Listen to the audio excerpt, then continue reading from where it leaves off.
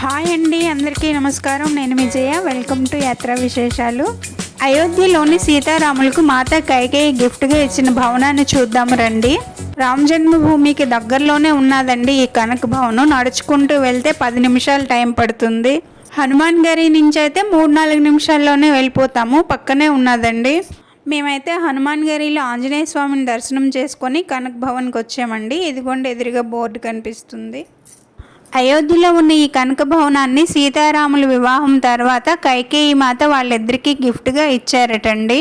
అందువల్ల దీన్ని సీతారాముల ఏకాంత మందిరం అని కూడా అంటారండి. త్రేతాయుగంలో ఇది బంగారు మహల్ అటండి.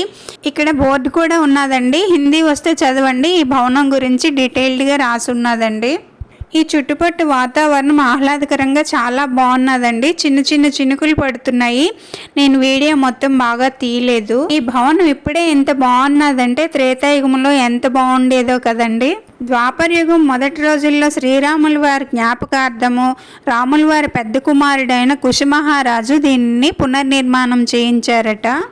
ద్వాపర యుగం మధ్యలో ఇంకొకసారి పునర్నిర్మాణం జరిగిందటండి. ద్వాపరయుగం చివరి రోజుల్లో శ్రీకృష్ణ పరమాత్మ కూడా ఇక్కడికి వచ్చారటండి. కలియుగంలో రాజా విక్రమాదిత్యుల వారు, ఆ తర్వాత సముద్రగుప్తుడు దీనిని పునర్నిర్మాణం గావించి మరమ్మతులు చేయించారటండి. దురదృష్టవశాత్తు 10వ శతాబ్దంలో సాలార్ జంగ్ ఈ బంగారు భవనాన్ని విధ్వంసం చేసేసాడటండి. ప్రస్తుతం మనం చూస్తున్న కనక భవనం 1891లో మళ్ళీ పునర్నిర్మాణం జరిగిందటండి. ఇక్కడ గర్భగృహంలోని సీతమ్మ తల్లి ఇంకా రామయ్య తండ్రి మూర్తులు 3 సెట్లు ఉంటాయండి. ఒక సెట్ ద్వాపర యుగంలో శ్రీకృష్ణ పరమాత్మ స్థాపించింది. ఇంకొక సెట్ కలియుగంలో రాజా విక్రమాదిత్యులు స్థాపించిందట. ఇంకొక సెట్ ఎవరో రాణి స్థాపించారటండి. నిజానికి కైకేయి మాత చాలా మంచి ఆవిడండి.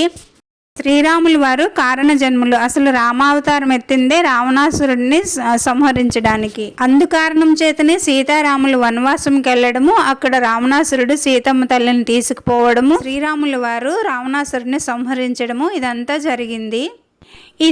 జరిగింది మాత కైకేయి వల్లే అని మనం అందరము అనుకుంటాము. కైకేయి మాత కాదండి, ఇదంతా త్రేతాయుగంలో జరగాలని స్వామివారు నిర్ణయించుకున్నారు.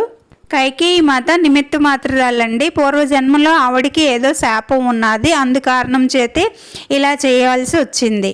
మీరు ఎప్పుడు అయోధ్యకి వెళ్ళినా కనక భవనం దర్శించుకోండి. నా వీడియో ఎలా ఉందో కామెంట్ చేసి చెప్పండి. నచ్చితే లైక్ చేసి షేర్ చేయండి. సబ్స్క్రైబ్ చేసుకోవడం మర్చిపోకండి. ఇంకో మంచి వీడియోతో మళ్ళీ కలుద్దాం. అంతవరకు సెలవండి. బాయ్.